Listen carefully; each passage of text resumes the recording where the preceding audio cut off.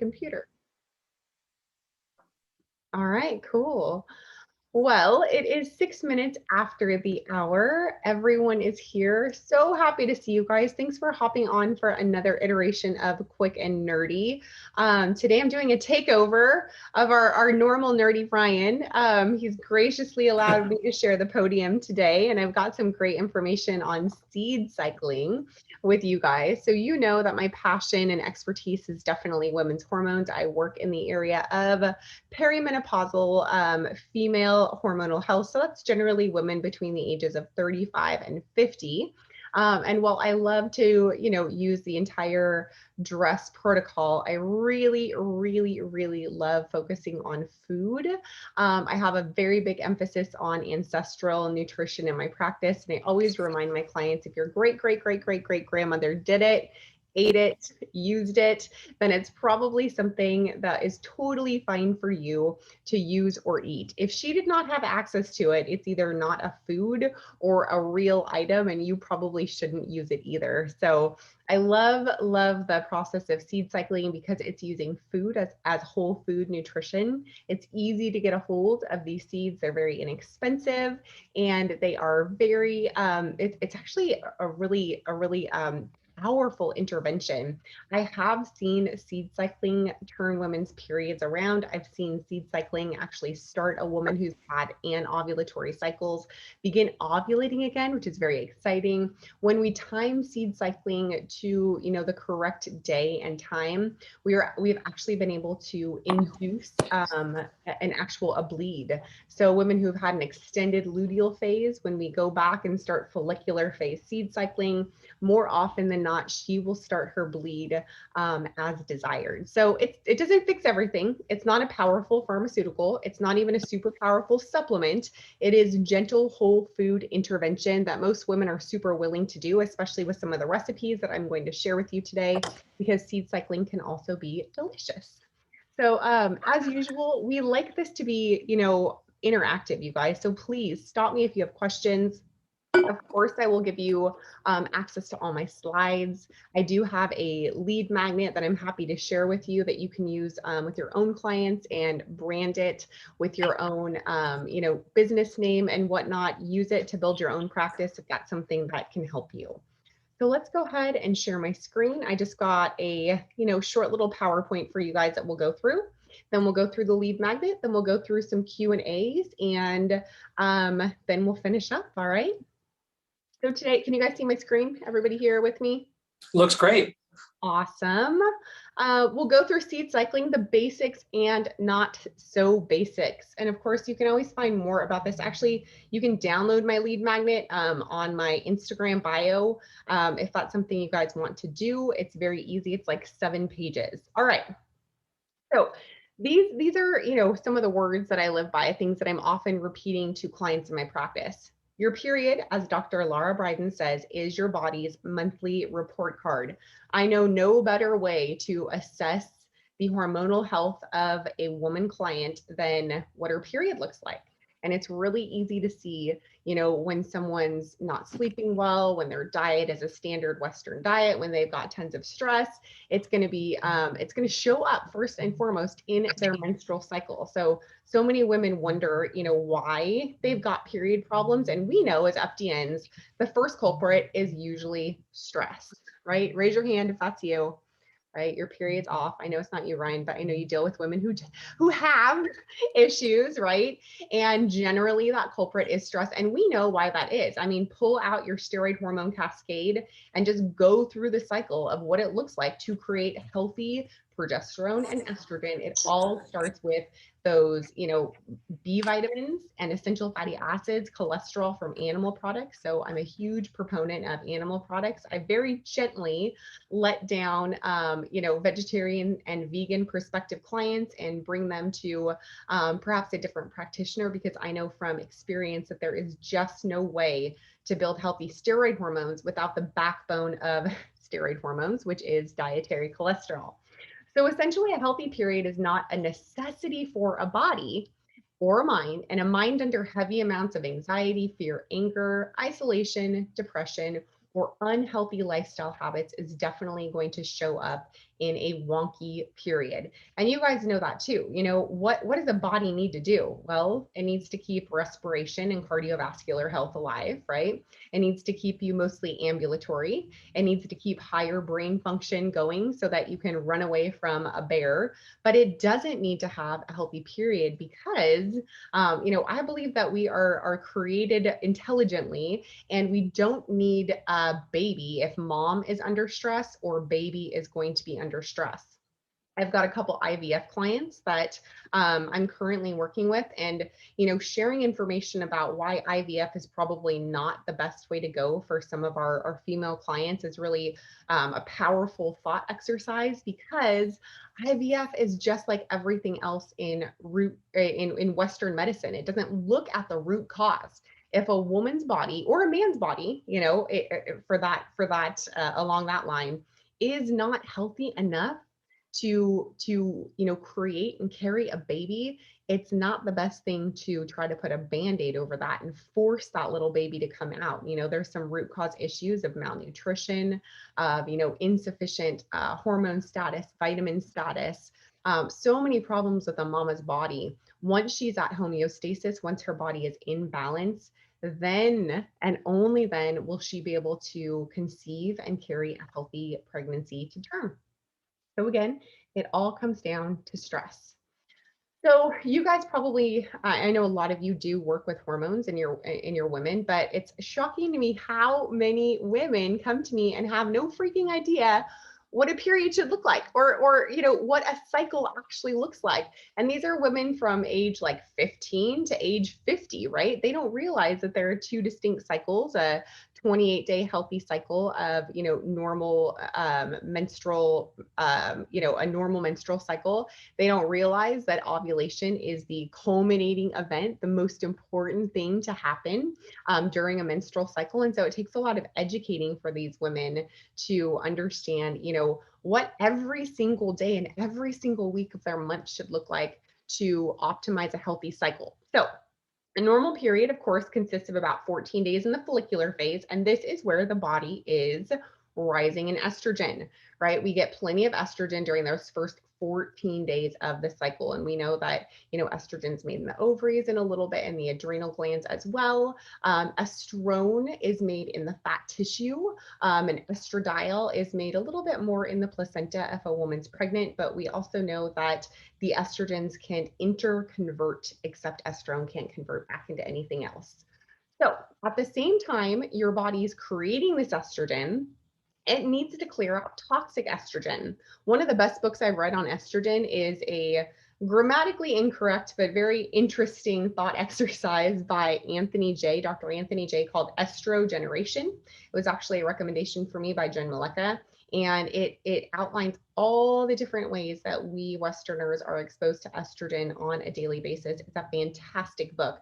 And so not only is your body creating its own estrogen, but we're being exposed to exogenous estrogen all of the time. And that toxic estrogen is something that the body has to deal with, the burden that is placed upon it, because estrogen in large amounts is actually toxic, and it's a steroid hormone, and it's actually addictive. So the brain can become addicted to estrogen, higher levels of estrogen.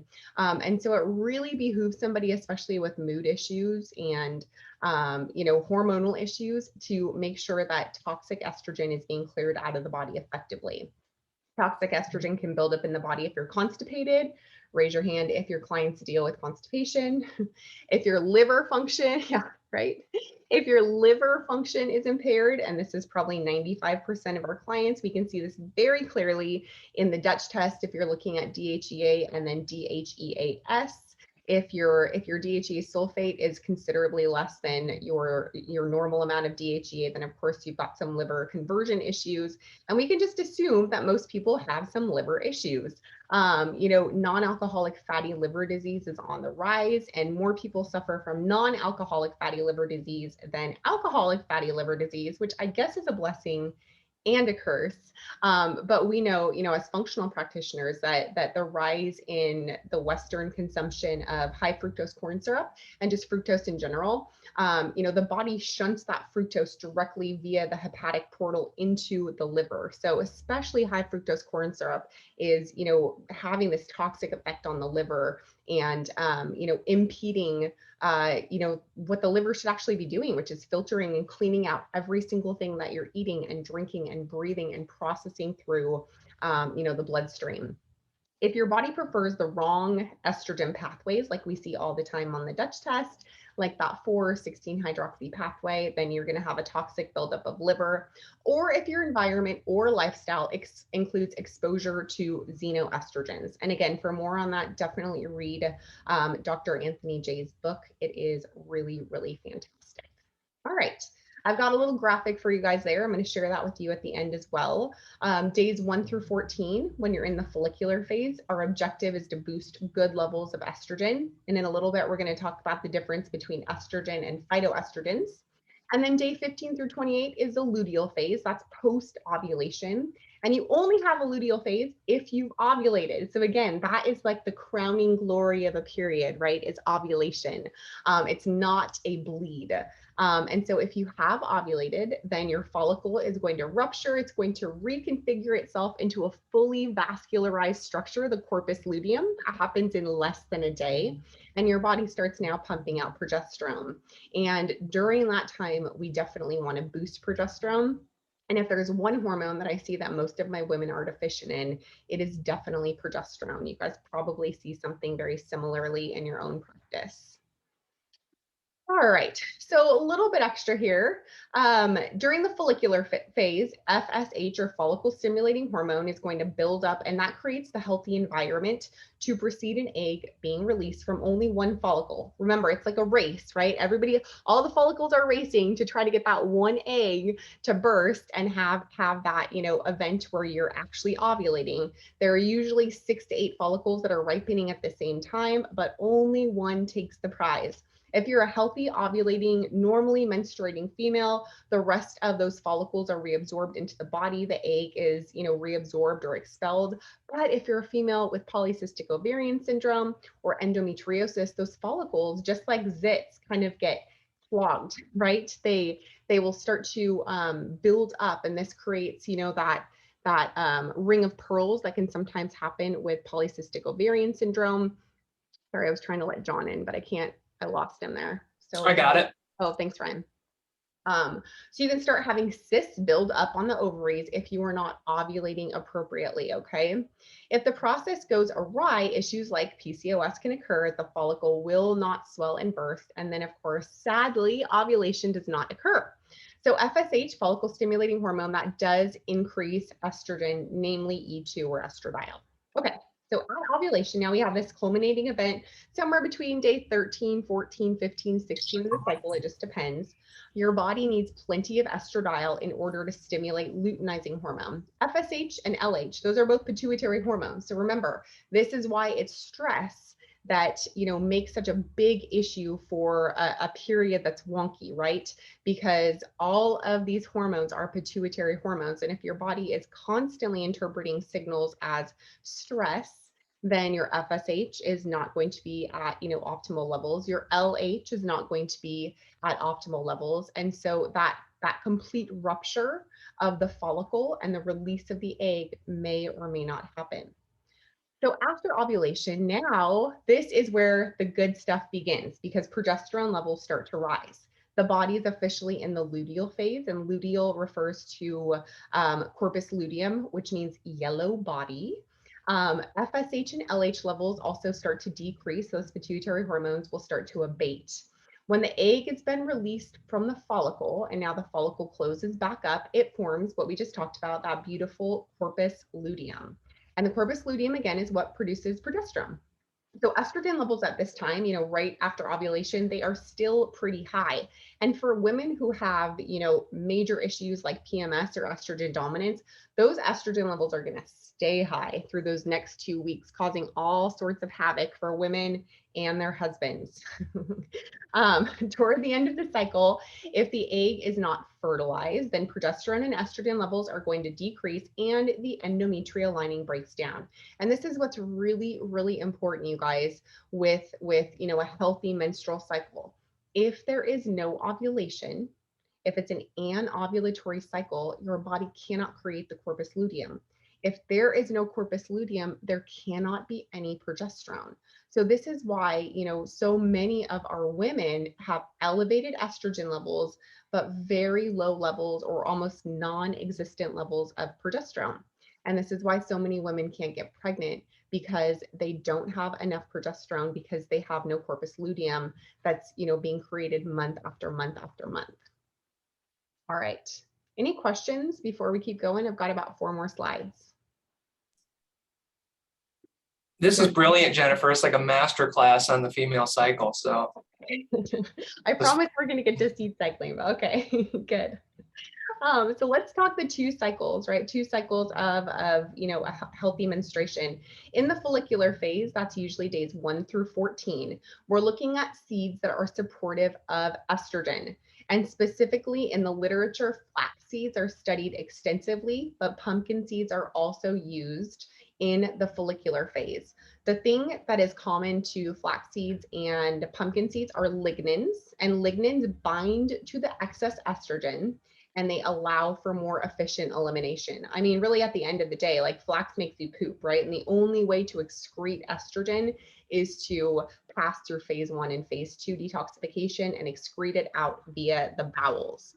So I've got a study for you guys here. There's not a ton of studies on seed cycling. I'm big on going to the literature and trying to find peer-reviewed articles to back up what I talk about with my clients. But number one, most literature has some sort of bias because they have to be funded, somewhere. And number 2, things that don't have a lot of financial backing behind them, we're not going to see a ton of studies. You guys know I used to be a pharmaceutical rep. I used to sell drugs for a very large pharmaceutical company. And I can tell you there is a lot of bias in, peer-reviewed journal research and publications. And that definitely extends to, what we do in the functional space. But there's a cute little study that was published here. I gave you the reference, and it's called The Effect of Flaxseed Ingestion on the Menstrual Cycle. And the study goes into a little bit more of what lignans are. Lignans are a group of phytochemicals that are shown to have weakly estrogenic, but also anti-estrogenic properties. And we'll talk about that in just a second.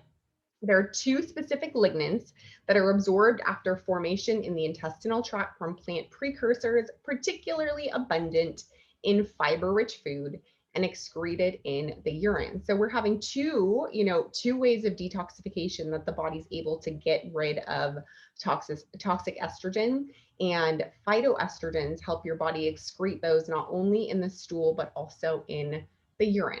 All right. So there were only 18 people in this study, which of course is not very many at all. However, the results were pretty cool. So each study for the first part, or each participant, each subject for the first part of the study consumed her usual omnivorous standard Western diet, not a lot of fiber, for 3 full cycles, 3 full menstrual cycles. And then after those 3 months of full menstrual cycles with a regular omnivorous diet, then we were supplemented with flaxseed for another full cycle, 3 cycles. What was found is that for those 3 cycles, those 18 women had fewer anovulatory cycles. What does that mean? Well, we can extrapolate from that research that flax encourages ovulation, right? And perhaps that happens through many different mechanisms of action, one of them being pulling out of toxic estrogen and allowing the body to use endogenous estrogen the way that it is supposed to be used. It could be more of a, healthier diet, right? We're stepping away a little bit from like a standard Western diet that's super devoid of nutrients, and maybe, a little bit of a healthier diet, right? We see those things in our practice. We encourage our people eat better, right? Have a little bit more fiber, stop eating so much sugar and alcohol and caffeine, and voila, your period gets better, right? Your autoimmune symptoms get better. Like it's not magic, but it is very powerful medicine. All right, point number 2. Although flaxseed ingestion had no significant effect on LP progesterone concentrations, the luteal progesterone or estradiol to estradiol ratios were significantly higher during the flax cycle. So the luteal phase, of course, being days 14 through 28, and those ratios were higher during the flax cycle. So what does that tell us?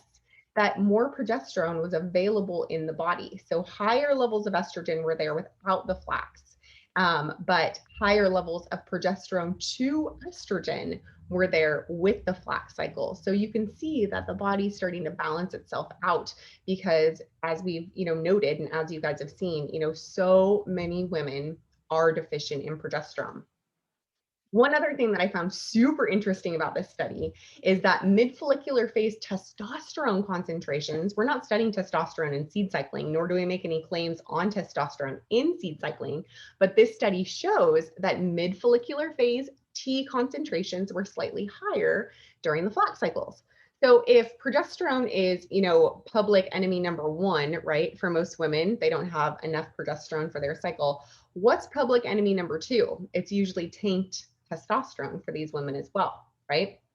Hey, Ryan. I have a potential theory there. I wonder, or just a thought of the mechanism. I wonder if the flax seeds are inhibiting aromatization. They absolutely do. They are. Am I 2 steps? Am I 2 steps too far ahead? Yeah, you are. No, you're right on. You're spot on.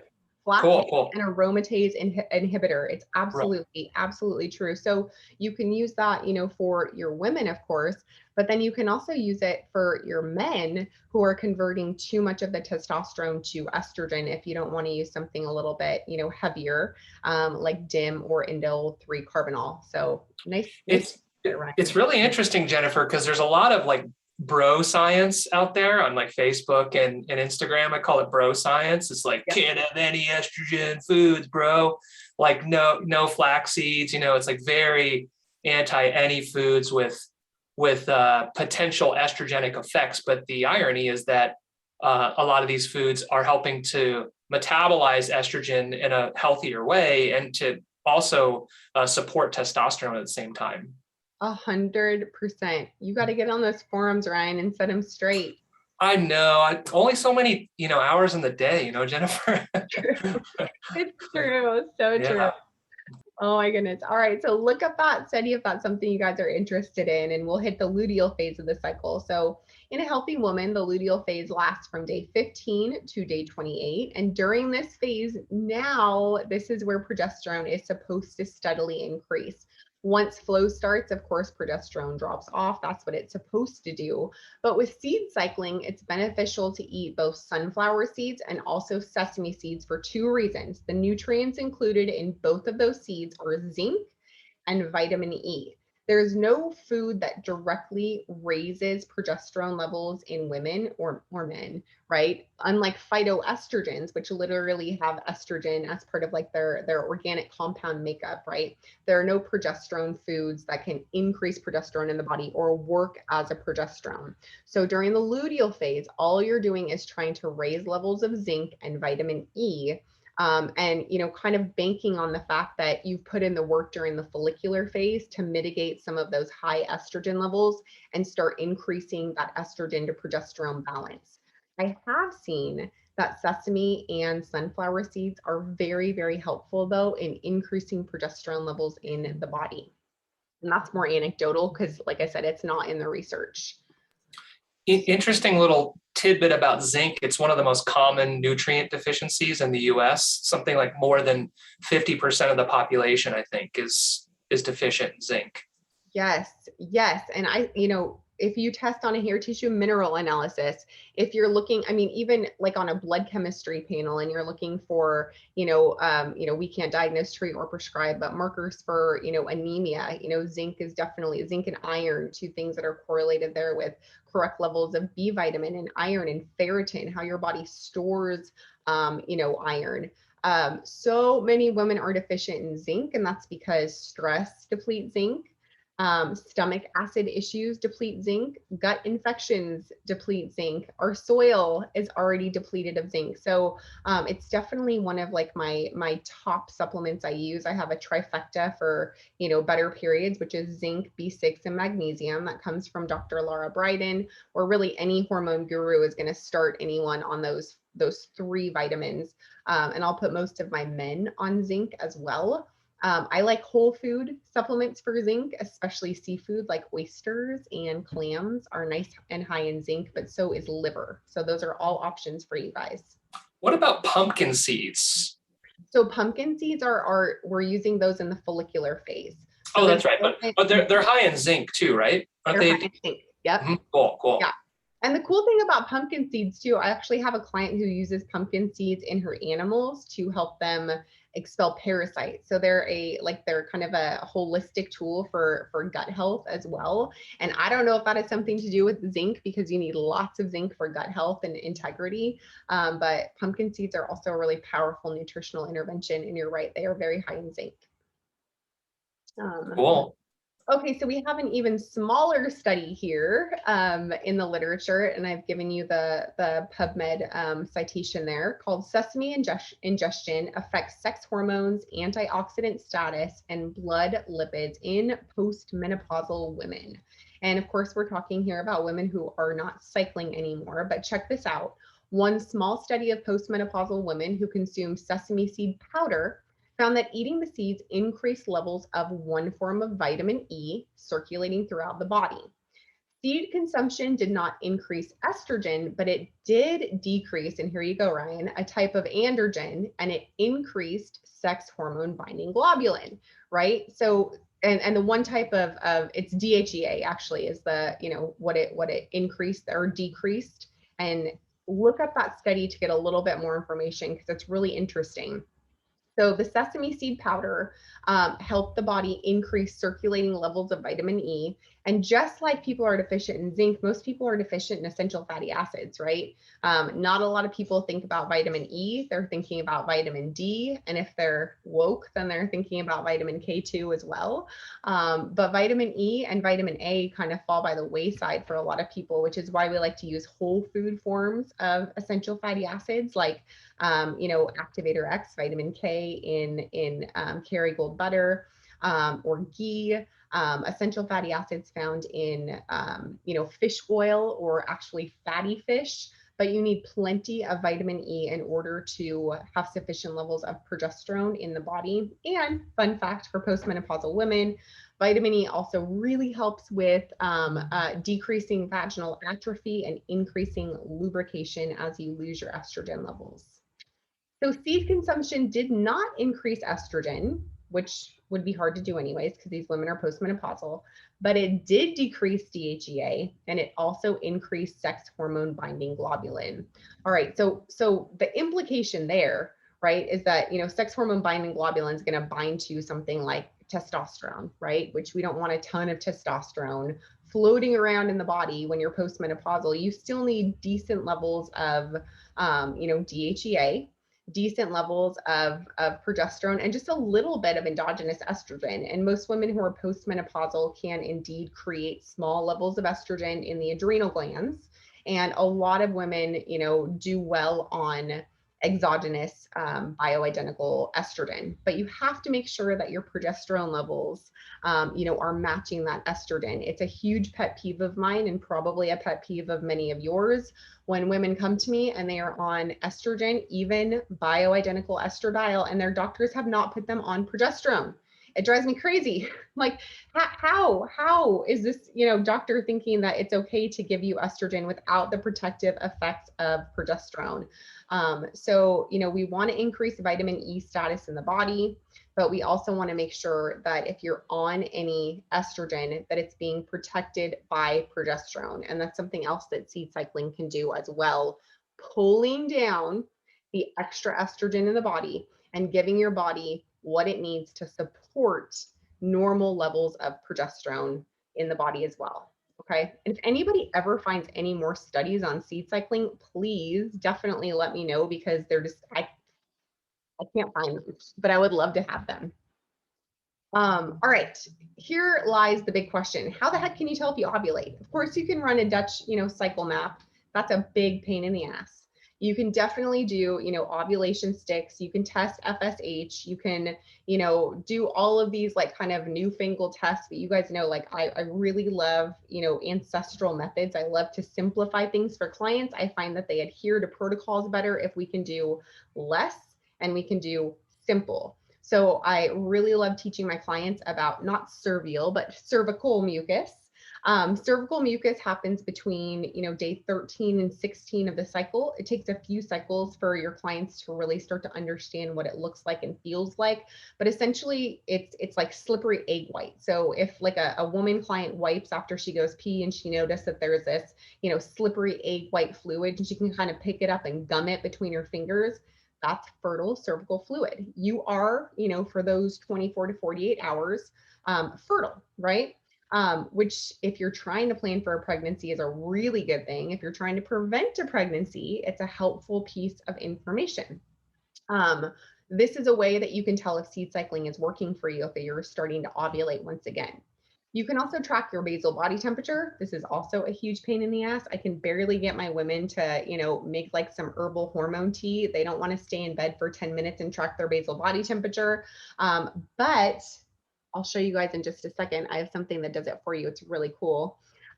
You can track your basal body temperature for a couple of reasons. Number one, estrogen decreases body temperature. And this is just an aside. It's a whole nother kettle of fish. This is what I'm doing my master's thesis on, that estrogen decreases body temperature. Therefore, women have a greater need for thyroid hormone, which, most women are subclinically hypothyroid. And I believe it's because we're exposed to so much unopposed estrogen all the time. So estrogen does decrease our body temperature. Test your clients. You're probably walking around at like 96, 97 degrees. There's very few of our clients who have a healthy body temperature of 98.6 degrees, but progesterone will increase body temperature by an average of about 0.5 of a degree. So you can do that with your clients if you want. Have them track their basal body temperature. And let me pull out for you my new toy here. I've got this, which I haven't opened up yet, but there's this company called Priya, which actually has an intervaginal thermometer attached to an app. So it'll track your basal body temperature for you. It tracks every 30 seconds. So this is not indicated for what I was going to say, contraception. Contra means against, right? Contraception. It's indicated for conception. So it's something that your clients can use if they are trying to conceive, but not for contraception. So that's called Priya, and you can find them at priyafertility.com. It is a monthly membership that you have to use. They're a brand new company. It's something I'm going to be trying out with my clients because I think the technology is super cool. So that's how you can tell if you ovulate. And now let's get to the actual seed cycling, okay? Any questions so far, you guys, or comments? Thumbs up? Okay, cool. All right, so seeds for cycling. You are gonna do 1 to 2 tablespoons a day, all right? In the follicular phase, you wanna use flax seeds and or pumpkin seeds. And in the luteal phase, you wanna use sesame seeds and or sunflower seeds. So we're going to get to Q&A here in a minute, but the first question most people have is, Jennifer, I ran my MRT and I'm sensitive to pumpkin, or I'm sensitive to sunflower. What do I do? And I myself am actually sensitive to sunflower. So you would just double up on the other seeds. So you could do 2 tablespoons of sesame seeds instead of 1 tablespoon of sesame and sunflower. Does that make sense? All right. I like to use seed cycling dots in my practice. A lot of people call them seed cycling balls, but I live in a house full of boys. And when I say the word balls, people laugh for like, 10 minutes and it's not worth it. So I call them seed cycling dots. And what you're doing here is just adding in, the flax and the pumpkin seeds along with some other really great ingredients. I love using collagen powder in all of my recipes. So we're adding some collagen for easily digestible protein. Some dates and some almond butter. And I always like adding chocolate too. So there is cocoa powder in the seed cycling dots. You guys are going to get this recipe, so have no fear. You can take a screenshot if you want, but you don't have to. You're going to use these for 14 days. I have my clients eat 1 to 2 of them every single day and store them in the freezer. They do tend to be kind of like runny, a little gummy when you make the batter. So you can always add a little bit more oats, or you can just work quickly and freeze them right away. My clients love them. And then for the luteal phase, you're using sunflower and sesame seeds, and instead of cocoa powder, you're using chocolate chips. So I'm a big fan of chocolate in real life and in my practice, and I try to have my clients eat some chocolate every single day. Last up, we've got some FAQs here. So what if I don't have a normal period? That's a great question. And you probably wouldn't be using seed cycling if you had a normal period. So this is most of your clients, right? There are a couple ways that you can do this.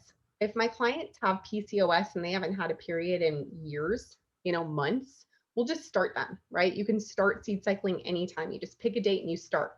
However, I have had a lot of success if somebody's into it. We'll seed cycle with the moon. It just gives you kind of a visual to look at, and women's bodies really are meant to go in cycles, just like nature runs in cycles. So you'd start on a new moon with the follicular phase. The follicular phase is rising and swelling to the rupture of the follicle. So you would, for 14 days from the new moon to the full moon, you would be doing the follicular phase of seed cycling dots. And once that swelling occurs, you have the new moon or the ovulatory event. Then you go from full moon to waning moon, and that would be your luteal phase. So you've got about 14 days on either cycle. That is an easy way for you to help your clients start seed cycling. If that's too much work, just pick a Monday and start seed cycling. All right. What if I'm estrogen dominant? Well, most people are. So Ryan and I actually had this conversation yesterday. Ryan's like, okay, tell me the difference between estrogens and phytoestrogens, right? Like, why would we use phytoestrogens if somebody's already estrogen dominant? This is a great question. So phytoestrogens work in 2 ways. Number 1, they themselves are weakly estrogenic. So they have a molecular structure that looks very similar to estradiol. So they fit into the cell receptor site that estradiol is going to fit into. So if they can get there first, they're going to have that weakly estrogenic activity that normal estradiol would. Number 2, if they can get to that cell receptor site first, they block more toxic estrogen from getting to the cell receptor site. So they're kind of a force field around too much estradiol, especially estradiol that's being metabolized down the wrong pathways, the 4 and the 16 hydroxy pathway. So phytoestrogens, not a bad thing, unless we're talking about soy. Again, that's kind of a whole nother kettle of fish. But the safe phytoestrogens that we're using in seed cycling, which is flax and pumpkin, it should be very helpful for you if your client is estrogen dominant. Okay. What if I'm peri or postmenopausal? Well, if you're perimenopausal, your cycles are going to be odd. Perimenopause is characterized by times of wildly swinging estrogen levels. So it can be a way to kind of balance out those really crazy swings in estrogen. But after a while, you're going to swing over to the postmenopausal time of your life, which is fine too. And you don't need to seed cycle if you're postmenopausal because you really don't have hormones to balance anymore, right? If you're on bioidentical hormones, you don't need to seed cycle either because you're using your bioidenticals to kind of regulate your cycles. But seed cycling is delicious. You will get some zinc and you will get some vitamin E. So if you feel like you want to continue doing it, even though you're peri or postmenopausal, feel free. Okay. And then, as I've already answered, what if I'm allergic or intolerant to one of the ingredients? If your MRT shows that you're sensitive to flax or, sesame, you would just use any one of the other seeds and double the serving size for the other seeds.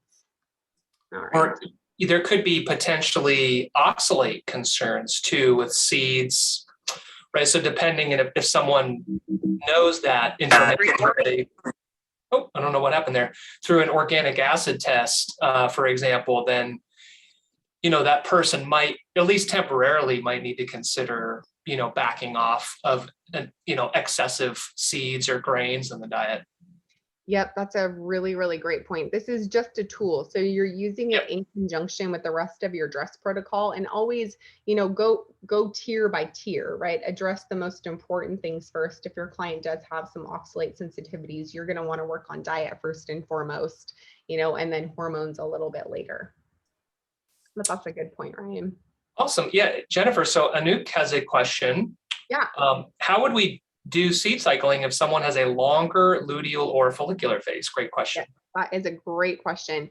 And that's kind of, again, like the whole point of seed cycling. So this is where I see seed cycling shine. I will have clients seed cycle as if they were having a 28-day cycle. So let's say somebody's got an 18-day follicular phase. I'm going to have them start their luteal phase seed cycling dots at day 14. And then on day 28, I'm going to have them start over with the follicular phase seed cycling dots. And I'm going to have them repeat that process until their follicular phase and their luteal phases get shorter and get closer to that 14-day cycle for each side of ovulation. Okay. Any other questions?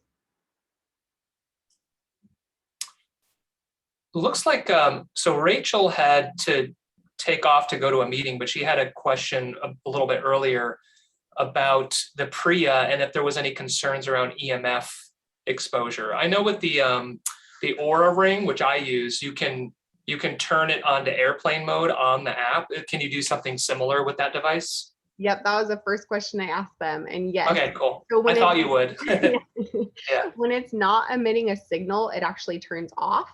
And so the signal is only like it's a microsecond. A millisecond, right? That it's actually emitting. So the risk of EMF exposure is very, very low, and it's medical grade silicone.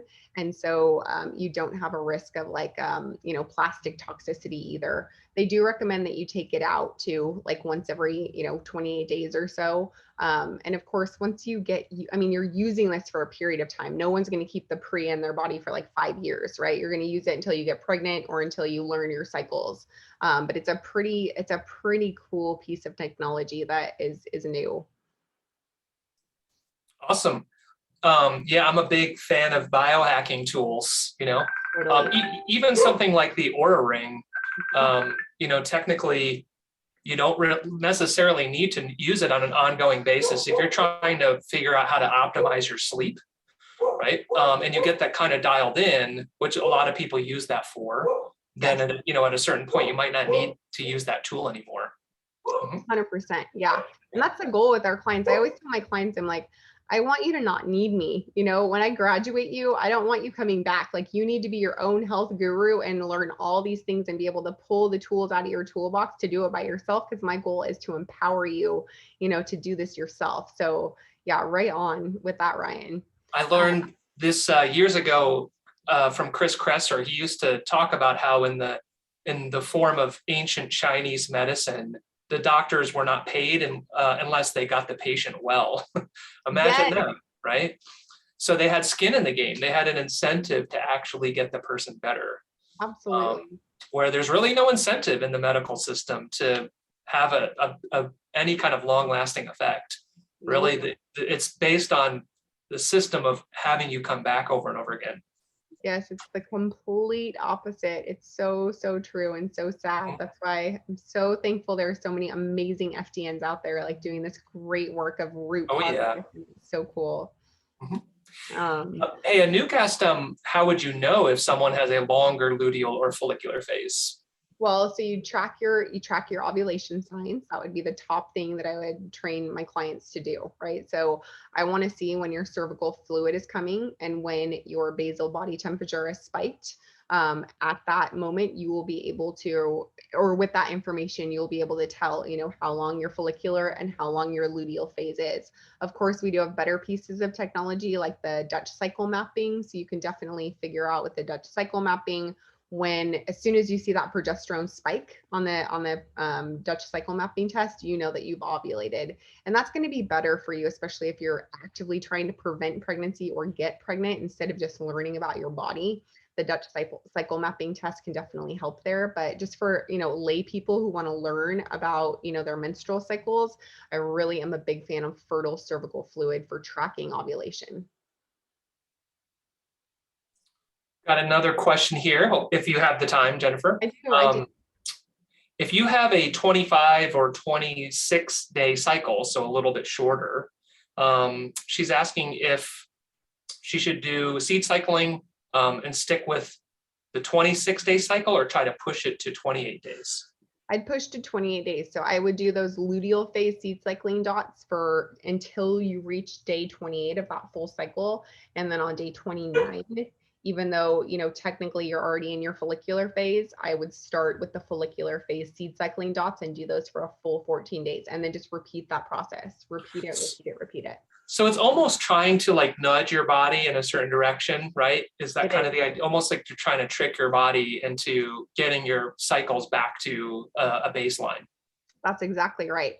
And it's weird. Like it seems so woo, but on it, like every time it happens, I'm a little shocked myself. I'm like, oh, okay, yeah, you got your period exactly when you're supposed to. Like it's really cool. Sometimes it takes a while. You guys know it takes 100 days for a follicle to reach maturity. So we have that, you know, at least 100-day period in there where we're working on this and seed cycling for a good 3 months and working on dress for a good 3 months before you can see a period come back into balance because of that 100-day cycle. All right. So did want to share with you guys just quickly. So here's a seed cycling lead magnet. I give this away for free on, you know, my website, on some of my landing pages. I just created it in Canva. I'm happy to share it with you guys. You can brand it yourself if you want. I don't mind at all. Make sure you do a little page, a little bit about you and what, you know, what you do. And then I give a little bit on seed cycling basics. As we always say at FDN, speak your client's language. Don't give them all the information I just gave you. They will not care. You will overwhelm them, right? Just tell them they need less estrogen and more progesterone and tell them you can help them do just that. So I've got the little graphic there. And then I also have a seed cycling planner just to help them kind of, you know, figure out when they're doing their seed cycling dots. And then those 2 recipes that I just shared with you, both the follicular phase and the luteal phase seed cycling dots. We always love our FDN disclaimer, of course, and then a little page telling people where to find more about you. So like I said, use that in your own practice. If it's something that'll help you, I'd love to share it with you. And if there's any other questions you guys have on seed cycling, just tag me in the Facebook group. I'm super happy to answer all your questions. It's one of my favorite things. Jennifer, you are awesome. That was so cool. I would definitely love those slides. I love that presentation. Seed cycling is something I do recommend to a lot of my female clients. And now I feel like I have even more knowledge and confidence to back up these recommendations. So very, very cool. Great turnout today too. We had lots of engagement questions. Always love seeing everybody show up so we can all learn together. So yeah, thank you so much for your incredible insight. I'm gonna watch this over again because I feel like there's still some points I want to absorb. So that's how I always feel after you give a quick and nerdy Ryan. So I'm glad. And thanks you guys for hopping on with us today and for being here and asking questions and being engaged. I'm so grateful for you guys.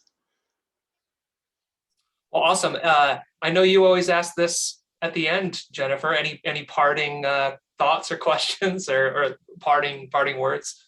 Yes, yeah. If the most you can do for your clients is give them simple, actionable items that they can continue doing after you stop working together. That's why I'm such a huge fan of food as medicine. So using something like seed cycling dots, your clients can do that until they're 50 years old, and it's not $80 worth of supplements, and it's not some crazy, you know, protocol or thing they have to read or, you know, try to figure out themselves. It's simple and it's tasty and it's very doable. So seed cycling. All about the simple, actionable stuff. Couldn't agree more. Hey, I actually do have one more question for you.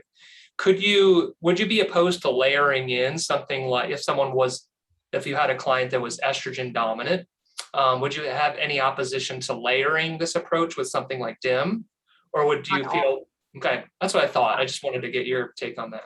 Yeah, I totally would. Yeah, I actually have a client I'm meeting with this afternoon who's got the most lit up 16-hydroxy pathway I've ever seen in my life. So, oh, wow. I mean, it's like 75% blue. It shocked me. So I will definitely be using some DIM with her as well as seed cycling. Yeah.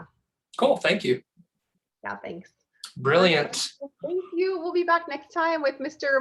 Monahan back in the hot seat. So, well, yeah, we'll have to be determined what that topic is, but I know we always come up with something. So, yep. All right. See you guys in a couple weeks. Bye, guys. Bye, guys.